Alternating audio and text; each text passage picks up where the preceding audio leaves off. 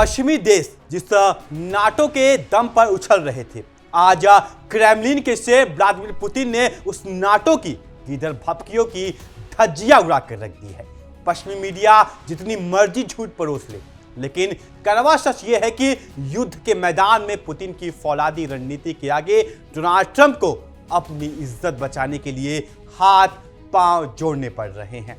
100 चूहे खाकर बिल्ली हज को चली की तर्ज पर शांति का मसीहा बनने का नाटक करने वाले ट्रंप आज चारों तरफ से घिर चुके हैं। एक तरफ यूरोपियन यूनियन उनकी टेक कंपनियों पर अरबों डॉलर का जुर्माना ठोककर घर में ही चिराग तले अंधेरा कर रहा है, तो दूसरी तरफ क्योंकि कतर पुतली हुक्मरान व्लादिमीर जेलेंस्की का अहंकार माटी में मिल चुका है। नमस्कार, मैं अभिषेक तिवारी और आप देख रहे हैं इंडिया डेली 24/7।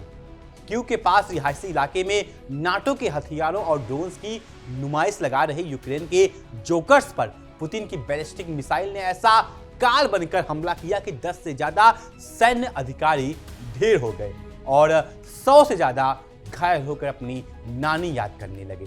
जेलेंस्की अब रोते बिलखते टीवी पर कह रहे हैं कि युद्ध में हथियार का शो नहीं लगाना चाहिए था। अरे जेलेंस्की साहब, अब पछताए होत क्या जब चिड़िया चुग गई खेत। उधर रूस के अमेजन कहे जाने वाले वाइल्ड बेरीज पर ड्रोन दागे गए तो पुतिन और चीन के राष्ट्रपति शी जिनपिंग ने मिलकर अमेरिका की वो नाक काटी कि वो ट्रंप सोशल पर आधी रात को गिड़गिड़ा रहे हैं। आज के इस स्पेशल बुलेटिन में हम बेनकाब करेंगे कि कैसे रूस और चीन की जुगलबंदी ने ट्रंप, नाटो और यूरोपीय संघ की खाट खड़ी कर दी और बिस्टल गोल कर दिया है। पश्चिमी देश के टुकड़े पर पड़ने वाले व्लादिमीर जेलेंस्की ने सोचा था कि वे कीव के पास शूटिंग रेंज में टेंट लगाकर नाटो के ड्रोन्स और हथियारों का ढिढोरा पीटेंगे और दुनिया को बेवकूफ बनाएंगे, लेकिन पुतिन की खुफिया एजेंसी की नजर से बचना लोहे के चने चबाने जैसा है। जैसा ही वहां विदेशी और यूक्रेनी अनमैन्ड एरियल व्हीकल यूएवी का मजमा लगा, रूस ने अपनी घातक बैलिस्टिक मिसाइल ने ऐसा अचूक वार किया कि प्रमोशनल टेंट कबाड़ में तब्दील हो गए। नाच न जाने आंगन टेढ़ा वाली कहावत चरितार्थ करते हुए कीव की गलियारे में सन्नाटा पसर गया और चारों तरफ काली चादरों में लिपटी लाशें बिछ गई। इस करारे थप्पड़ के बाद जोकर जेलेंस्की के होश ठिकाने आ गई। जो जेलेंस्की कल तक नाटो की शाह पर आसमान पर थूकने की कोशिश कर रहे थे, आज घड़ियाली आंसू बहाते हुए बयान दे रहे हैं कि दुश्मन के सामने ऐसी नुमाइश लगाना बिल्कुल नामुमकिन था। यह एक बड़ी गलती थी जेलेंस्की साहब। जब पुतिन के मिसाइल ने रिहायशी इलाकों के पास बने उस सैन्य ठिकाने को धूल में मिला दिया, तब जाकर आपको अकल आई। स्थानीय नगर पालिका से इजाजत लिए बिना सोशल मीडिया पर ढोल पीटने वाले यूक्रेनी अधिकारियों की अब क्रिमिनल जांच हो रही है। इसे कहते हैं कोई करे भरे कोई। रूसी सेना के प्रवक्ता ने दुनिया के सामने छाती ठोककर साफ कह दिया है कि यह कोई आम नागरिक शो नहीं था, बल्कि यह वही अड्डा था जहां से रूसी सरजमी पर आम लोगों पर हमले करने का आत्मघाती ड्रोन तैयार किए जा रहे थे। पुतिन की सेना ने साफ कर दिया है कि नाटो का कोई भी हथियार या विदेशी ड्रोन अगर रूसी सुरक्षा के लिए खतरा बनेगा तो उसे आग के दरिया में झोंक दिया जाएगा। पश्चिमी मीडिया चाहे कितना भी रोना रो ले, रूस ने दिखा दिया है कि अपनी संप्रभुता की रक्षा के लिए वह दुश्मनों की माद में घुसने मारा जाना चाहिए। जब युद्ध के मैदान में जेलेंस्की की सेना आटे के नमक के बराबर भी टिक नहीं पाई तो उसने रूस के e commerce giant wild berries के वेयर हाउसों पर कायराना ड्रोन हमले शुरू कर दिए, जिसे रूस का अमेजन कहा जाता है, जहां से 40 लाख आम रूसी नागरिकों की रोजी रोटी चलती है। वहां यूक्रेन ने अपने सुसाइड ड्रोन दागे ताकि आम जनता में खौफ फैलाया जा सके। 8 बेकसूर कर्मचारी की मौत पर संस्थापक तात्याना कीम ने भावुक होकर कहा कि रूस की अर्थव्यवस्था को पंगु बनाने की नीच हरकत, लेकिन रूस झुकने वाला नहीं, क्योंकि हुक्मरानों ने मॉस्को और करोड़ क्षेत्र पर 18 से 19 जुलाई के बीच 400 से ज्यादा ड्रोन्स दागे, लेकिन पुतिन ने एयर डिफेंस से उन्हें हवा में ही तीर का तार बनाने के पहले ही भस्म कर दिया। मॉस्को की सीमा पर आते आते 85 ड्रोन्स को गजब मूली की तरह काट दिया गया, ताकि जबकि आजोव सागर और काला सागर के ऊपर 380 से ज्यादा ड्रोन्स कबाड़ बनकर समुद्र में समा गए। यूक्रेन का यह हमला ऊंट के मुंह में जीरा साबित हुआ और रूस के मजबूत सुरक्षा तंत्र ने नाटो की आधुनिक तकनीक की हवा निकाल दी। एक तरफ पुतिन मोर्चे पर नाटो को नाके चने चबवा रहे हैं, तो दूसरी तरफ नाटो और यूरोपीय संघ के घर में ही फूट पड़ चुकी है। यूरोपीय यूनियन ने अमेरिका की एडवांस टेक कंपनी गूगल पर $1 बिलियन का ताजा जुर्माना ठोक दिया है, जिससे गूगल पर कुल जुर्माना $18 बिलियन करीब 1.5 लाख करोड़ रुपए के पार पहुंच चुका है। पहले एप्पल पर 15 बिलियन, मेटा पर 3 बिलियन और अमेजन पर $2.5 बिलियन का जुर्माना। एक तो चोरी, ऊपर से सीना जोड़ी। यूरोप अमेरिका के ही पैसों से पल रहा है और अमेरिका की ही कंपनियों की जेब काट रहा है। यूरोपीय संघ ने इस करारे चांते के बाद डोनाल्ड ट्रंप की रातों की नींद उड़ गई है। आधी रात को अपना प्लेटफॉर्म ट्रूथ सोशल पर आकर ट्रंप बिलबिलाते हुए लिखे, यूरोपीय संघ ने फिर वही नीच हरकत की है। अमेरिका यूरोप के लिए कोई पिग्गी बैंक या पैसों का खजाना नहीं है जिसे जब चाहे लूट लिया जाए। ट्रंप ने धमकी दी है कि वो धारा 301 के तहत जांच बैठाएंगे और यूरोप पर भारी भरकम टैरिफ लगाकर उनका भट्टा बैठा देंगे। जो नाटो देश कल तक एक दूसरे के गले मिल रहे थे, आज पैसों की नीच खींचातान में एक दूसरे के कपड़े फाड़ रहे हैं।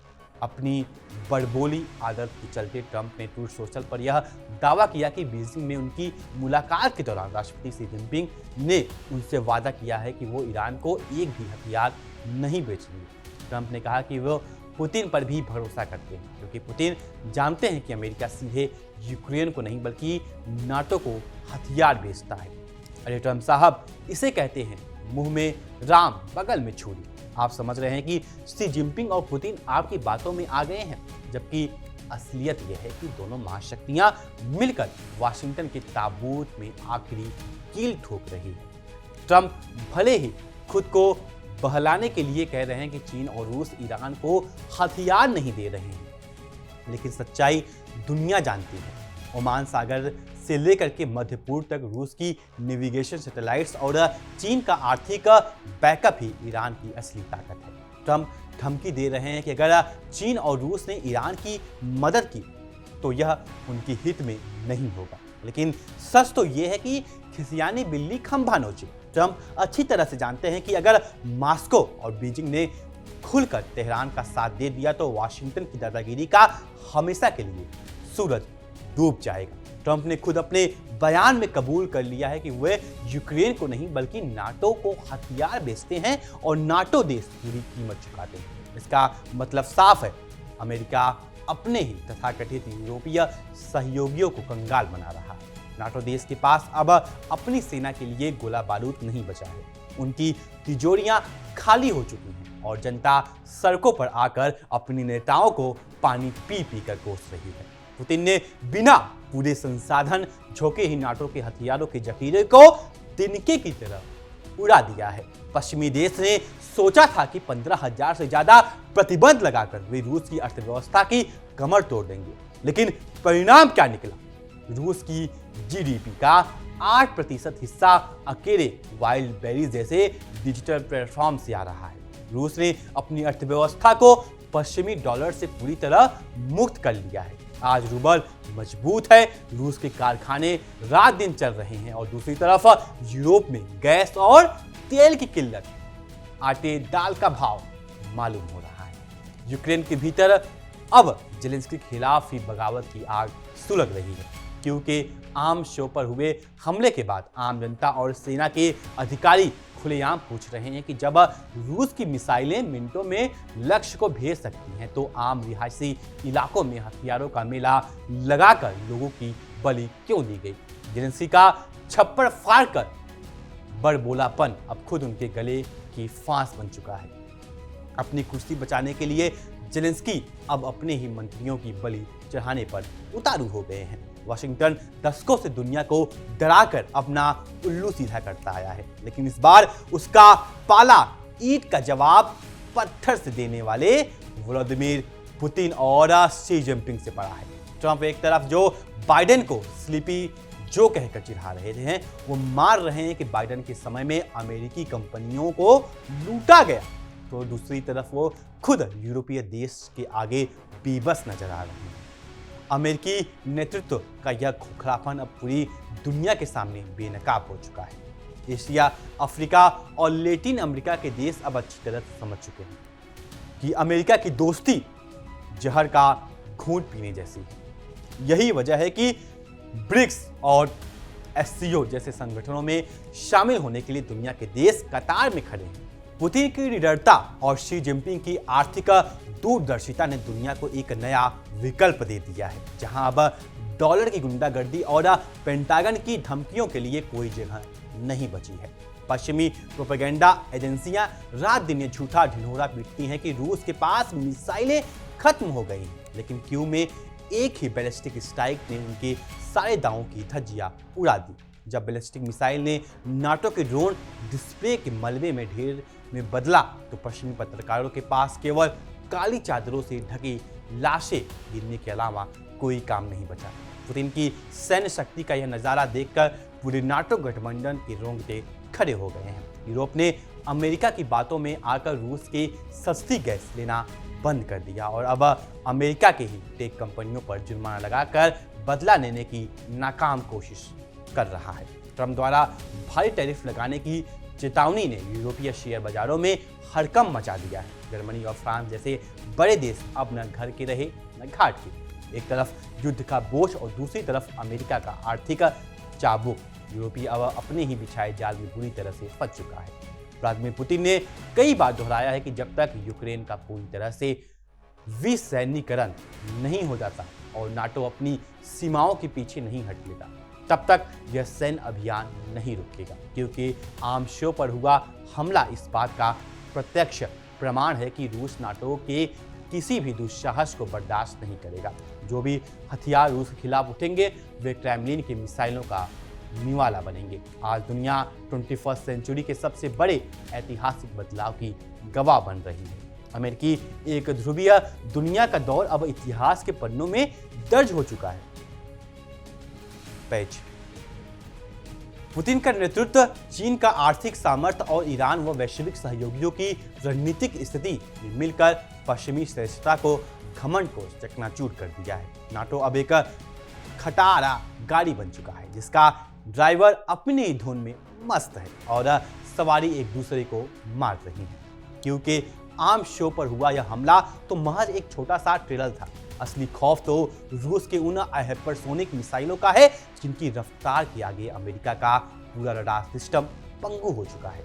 किंजल और ओरेशेनिक जैसी घातक बैलिस्टिक मिसाइलें जब मैक 10 की रफ्तार से आसमान का सीना चीरते हुए आती हैं, तो नाटो के कमांडरों के पास सिर छिपाने तक का वक्त नहीं बचता। पेंटागन के बंद कमरों में बैठे अमेरिकी जनरलों की रूह कांप रही है, क्योंकि वे जानते हैं कि अगर पुतिन ने इन मिसाइलों का रुख थोड़ा सा भी पश्चिम की तरफ मोड़ दिया तो पोलैंड से लेकर के बर्लिन तक नाटो का हर एक सीक्रेट बंकर मिनटों में शमशान घाट में तब्दील हो जाएगा। क्योंकि सत्ता पर बैठे जोकर जेलेंस्की को अब अपने ही सायों से डर लगने लग रहा है। जिस आर्म शो पर पुतिन की मिसाइलें गिरी, उससे जेलेंस्की का बंकर कुछ ही दूरी पर था। पुतिन ने इस एक हमले से जेलेंस्की के कान के पास सीटी बजाकर साफ संदेश दे दिया है कि तुम्हारा डेथ वारंट लिखा जा चुका है। क्योंकि अंडरग्राउंड बंकरों में अब मौत का सन्नाटा पसरा हुआ है। यूक्रेनी सेना के बड़े अधिकारी अब रात को सोने से डरते हैं, क्योंकि उन्हें नहीं पता कि किस पल क्रेमलिन का कौन सा ड्रोन या मिसाइल उनकी छत फाड़कर उनका काल बन जाएगा। जेलेंस्की का अहंकार अब उन्हें सीधे उनकी कब्र की तरफ ले जा रहा है। पश्चिमी देश के हुक्मरान जरा ठंडे दिमाग से सोचें और वो जिस शेर को उकसाने की भूल कर रहे हैं, उसके पास दुनिया का सबसे विशाल परमाणु हथियारों का जखीरा मौजूद है। पुतिन ने कई बार चेतावनी दी है कि अगर रूस की अस्तित्वगत सुरक्षा पर कोई खतरा आया तो वो रेड बटन दबाने के 1 सेकंड के लिए भी नहीं हिचकिचाएंगे। लंदन से लेकर वाशिंगटन तक पश्चिमी जनता के पेट में मरोड़ उठ रही है कि उनके नेताओं की बेवकूफ़ी की वजह से पूरी दुनिया का थर्ड वर्ल्ड वॉर और परमाणु सर्दियों का काला साया मंडरा रहा है। पुतिन की एक गर्जना ने पूरे पश्चिमी मीडिया और नाटो देश की पैंट गीली कर दी है। द्वितीय विश्व युद्ध के बाद अमेरिका ने जिस नाटो गठबंधन को पूरी दुनिया पर अपनी गुंडागर्दी थोपने के लिए बनाया था, आज वही नाटो यूक्रेन की बर्फीली जमीन पर अपनी आखिरी सांसें गिन रहा है। पश्चिमी देश द्वारा दिए गए अरबों डॉलर के टैंक, फाइटर जेट्स और रडार सिस्टम आज रूस के बारूद के आगे जलते हुए मलबे के ढेर में तब्दील हो चुके हैं। यूरोप की सड़कों पर ठंड से ठिठुरते नागरिक और तबाही की कगार पर खड़ी अर्थव्यवस्था इस बात का गवाह है कि पुतिन से पंगा लेना नाटो के इतिहास की सबसे भयंकर भूल साबित हुई। अमेरिकी साम्राज्य का अंत हो चुका है और उसकी राख पर अब रूस और चीन का नया दौर शुरू हो रहा है। खौफ का मंजर सिर्फ जमीन पर नहीं बल्कि समंदर की गहराइयों में भी फैल चुका है। काला सागर और अजोव सागर में रूसी नौसेना की ब्लैक होल कही जाने वाली किलो क्लास स्टेल्थ पनडुब्बियों ने नाटो और अमेरिका के गश्ती जहाजों की नींद हराम कर दी है। पुतिन की इन अदृश्य पनडुब्बियों से जब कलिब्र क्रूज मिसाइलें पानी का सीना चीरकर बाहर निकलती हैं तो समंदर में तबाही का ऐसा तांडव मचता है कि दूर दूर तक पानी लाल हो जाता है। अमेरिकी नौसेना को अब इस बात का डर सता रहा है कि अगर उन्होंने काला सागर में जरा से भी जरूरत दिखाई तो पुतिन की एक ही सोल्बो स्ट्राइक अमेरिका के अरबों डॉलर के जहाजों को समंदर की तली में हमेशा के लिए सुला देगा। और इस महातबाही का सबसे खौफनाक पहलू तो अभी बाकी है। खबर है कि केवल मिसाइलें ही नहीं बल्कि पुतिन के अदृश्य साइबर वॉरियर्स ने वाशिंगटन और नाटो के मुख्य संचार नेटवर्क में ऐसी भयंकर सेंध लगा दी है कि पेंटागन के रडार बार बार ब्लैक आउट हो रहे हैं। अमेरिका के रक्षा प्रतिष्ठानों में हड़कंप मचा है क्योंकि उन्हें समझ नहीं आ रहा है कि उनकी सबसे टॉप सीक्रेट रणनीतियां क्रेमलिन तक सेकंडों में कैसे पहुंच रही हैं। ट्रंप और उनके सलाहकार इस खौफ में जी रहे हैं कि कहीं पुतिन एक ही डिजिटल क्लिक से वाशिंगटन का पूरा पावर ग्रिड और सैन्य नेटवर्क बंद ना कर दे। अमेरिका अब अंदर से पूरी तरह खोखला हो चुका है और पंगु हो चुका है और दुनिया अपनी आंखों से एक तथाकथित महाशक्ति का भयानक पतन देख रही है। तो दर्शकों, क्यू के पास आर्म शो पर हुआ भयंकर बैलिस्टिक हमला, वाइल्ड बेरीज पर ड्रोन स्ट्राइक और गूगल पर भारी जुर्माना को लेकर के ट्रंप का यह महागुस्सा, यह सब इस बात का संकेत है कि दुनिया अब एक बेहद खौफनाक मोड़ पर पहुंच चुकी है। व्लादिमीर पुतिन ने साफ संदेश दे दिया है कि नाटो की कठपुतलियों के लिए कोई रहम नहीं होगा। लेकिन अब सबसे बड़ा सवाल यह है कि क्या डोनाल्ड ट्रंप यूरोपीय संघ पर टैरिफ की स्ट्राइक करके नाटो को 2 टुकड़े में फाड़ देंगे? क्या जेलेंस्की की इस ऐतिहासिक गलती के बाद यूक्रेन की सेना ही अपने राष्ट्रपति का तख्ता पलट करने जा रही है? और क्या पुतिन शी जिनपिंग की यह महाजुगलबंदी अगले कुछ हफ्तों में नाटो का वजूद हमेशा हमेशा के लिए मिटा देगी? इन सभी अंतर्राष्ट्रीय धमाकों की हर एक पल पल की और बेबाक रिपोर्ट के लिए देखते रहिए हमारे चैनल इंडिया 24/7 को। तब तक के लिए नमस्कार। देखिए इंडिया डेली 24/7 अब आपके स्मार्ट टीवी पर। इंडिया डेली मौजूद है सभी डिजिटल प्लेटफॉर्म पर लाइव और लगातार। इंडिया डेली 24/7 हर दिन राष्ट्र को समर्पित।